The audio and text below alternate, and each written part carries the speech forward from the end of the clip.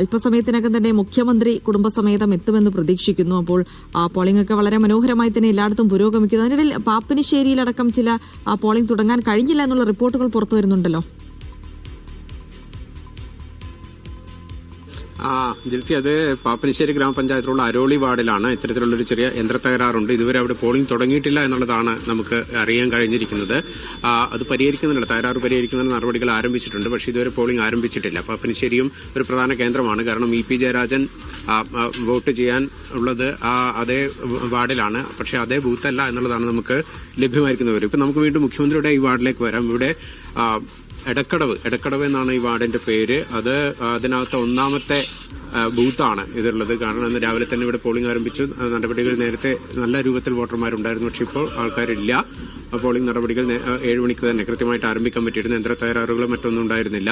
ഏതായാലും അദ്ദേഹം 125 നമ്പർ വോട്ടറായിട്ടാണ് ഇവിടെ വോട്ട് രേഖപ്പെടുത്തുന്നത്. 126 അദ്ദേഹത്തിന്റെ ഭാര്യ കമല, മകൻ വിവേക് 130 പോളിംഗ് അതിനകത്തുള്ള വോട്ടർ നമ്പർ 131, മകള് വീണ.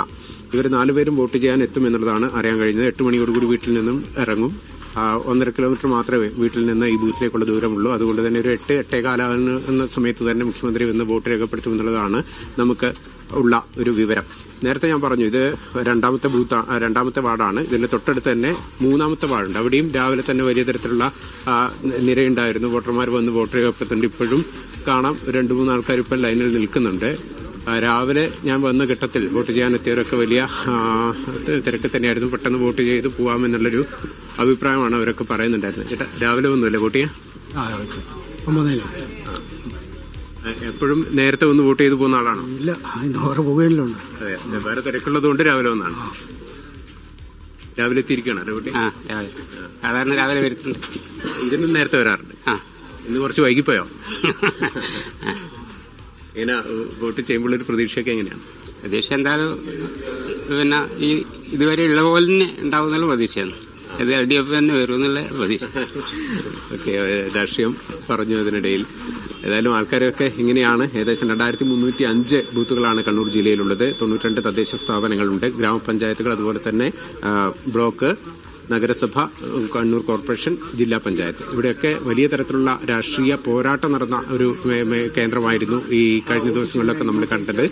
തെരഞ്ഞെടുപ്പ് പ്രചരണ രംഗത്ത് വളരെ സജീവമായി മുന്നണികൾ നിന്നു. കണ്ണൂർ കോർപ്പറേഷനാണ് കഴിഞ്ഞ തവണ UDF ഒരു സ്വാധീനം ഉണ്ടായിരുന്ന സ്ഥലം. അത് തിരിച്ചുപിടിക്കാനാണ് ഇത്തവണ LDFന്റെ നീക്കമുള്ളത്. പക്ഷെ ഭരണം നിലനിർത്തുക എന്നുള്ളത് UDF വലിയ തരത്തിലുള്ള ഒരു വെല്ലുവിളിയായി നിലനിൽക്കുന്നുണ്ട്. ഏതായാലും അതിന്റെയൊക്കെ പ്രചരണ ചൂട് കനത്ത രൂപത്തിൽ തന്നെ നമുക്ക് അനുഭവപ്പെട്ടിരുന്നു. ഏതായാലും മറ്റ് അക്രമ സംഭവങ്ങളോ കാര്യങ്ങളോ ഒന്നും തന്നെ ഇതുവരെ റിപ്പോർട്ട് ചെയ്തിട്ടില്ല എന്നുള്ളത് ഏറ്റവും ആശ്വാസകരമാണ്. പ്രചരണ രംഗത്തൊന്നും അത്തരത്തിലുള്ള വലിയ തരത്തിലുള്ള ഏതെങ്കിലും സംഘർഷ റിപ്പോർട്ടുകളൊന്നും നമുക്ക് ചെയ്യേണ്ടി വന്നിട്ടില്ല. പക്ഷേ സുരക്ഷ ഒരുക്കുന്നതിനകത്ത് കൃത്യമായിട്ടുള്ള മുൻകരുതൽ പോലീസിന്റെ ഭാഗത്തുണ്ടായിട്ടുണ്ട്. ഏകദേശം 5100ഓളം പോലീസുകാരെയാണ് ജില്ലയിലുടനീളം വിന്യസിച്ചിട്ടുള്ളത്.